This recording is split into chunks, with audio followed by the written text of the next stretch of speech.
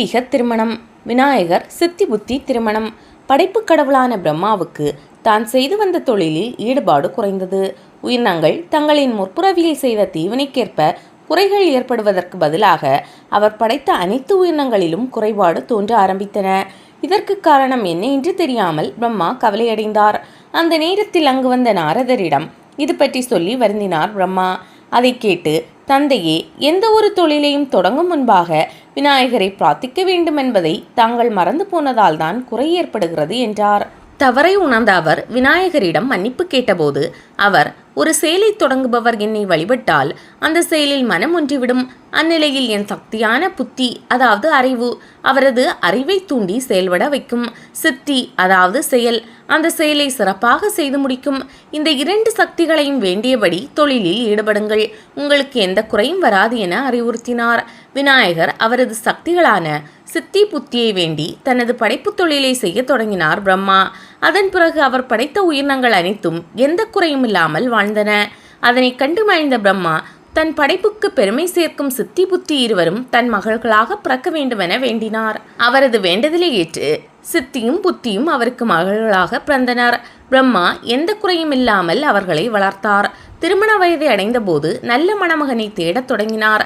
அதை கேள்விப்பட்ட நாரதர் பிரம்மலோகத்திற்கு வந்தார். தந்தையே, என் சகோதரிகளான சித்தி புத்தி இருவருக்கும் ஒரே நேரத்தில் திருமணம் நடத்த வேண்டும். இருவருக்கும் தனித்தனியாக மணமகன் தேடாமல் ஒரே மணமகனை தேர்வு செய்வோம் என்றார். நாரதர் சொன்னதை கேட்ட பிரம்மா, இருவருக்கும் ஒரே மணமகனா? இது தவறாக தெரியவில்லையா? நம் சகோதரனே இப்படி வழிகாட்டுகிறானே என உன் சகோதரிகள் வருத்தப்பட மாட்டார்களா என நாரதர் மீது கோபப்பட்டார். பொறுமையாக கேளுங்கள்.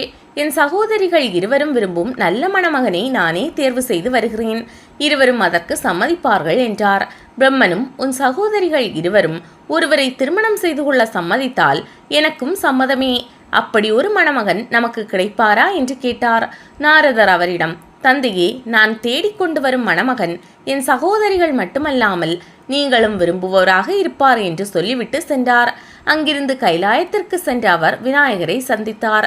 சுவாமி, என் சகோதரிகள் இருவரும் தங்களை திருமணம் செய்ய விரும்புகிறார்கள். தாங்கள் அதற்கு சம்மதிக்க வேண்டும் என வேண்டினார். நாரதரே, திருமணமே வேண்டாமென நினைக்கும் எனக்கு இருவரை திருமணம் செய்து வைத்து வேடிக்கை பார்க்க விரும்புகிறீர் போலும் என சிரித்தார். சகோதரிகளை திருமணம் செய்ய சம்மதிக்கிறேன் என்றார். விநாயகரின் சம்மதம் கேட்டு மகிழ்ச்சியடைந்த நாரதர் தந்தையிடம் இந்த நல்ல தகவலை தெரிவித்தார். திருமணமே வேண்டாம் என்ற விநாயகர் தன் மகள்களை எப்படி திருமணம் செய்து கொள்வார் என்ற கேள்வி எழுந்தாலும் அவர் வெளிக்காட்டவில்லை. அதன் பின் சகோதரிகளை சந்தித்த நாரதர், நம் தந்தை உங்கள் இருவருக்கும் திருமணம் நடத்த விரும்புகிறார். உங்களுக்காக சிறந்த மணமகனை தேர்வு செய்து கொண்டு வந்திருக்கிறேன். உங்களுக்கு சம்மதம் தானே என கேட்டார். சகோதரரே, நாங்கள் இருவரும் திருமணத்திற்கு சம்மதிக்கிறோம் என்றனர். மகிழ்ச்சியுடன் பிரம்மலோகத்தில் விநாயகர் தன் பெற்றோரான சிவன், பார்வதி, தம்பி முருகப்பெருமான், தேவலோகத்தினர் என அனைவரின் முன்னிலையில் பிரம்மாவின் மகள்களான சித்தி புத்தியை திருமணம் செய்தார். அப்போது வேண்டாம் என்றிருந்த விநாயகர் திருமணம் செய்ய சம்மதித்தது எப்படி என அறிய விரும்புவது அவரது முகத்தில் தெரிந்தது. பிரம்மாவின் மனநிலையை அறிந்த விநாயகர் சிரித்தபடி அவர் அருகில் வந்தார். என்ன பிரம்மனே, மகள்களான சித்தி புத்தி யார் என தெரியவில்லையா?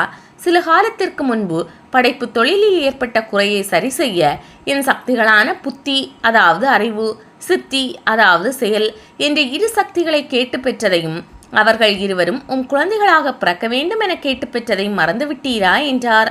தன் வேண்டுதலுக்காக விநாயகரிடமிருந்து பிரிந்து வந்த சக்திகளான சித்தியும் புத்தியும் திருமணம் என்ற உறவால் மீண்டும் அவரை சென்றடைந்தன என்பது புரிந்தது. தன் மகனான நாரதர் இருவருக்கும் ஒருவரையே மணமகனாக தேர்வு செய்ய வேண்டுமென சொன்னதும் ஏன் என்பதும் புரிந்தது.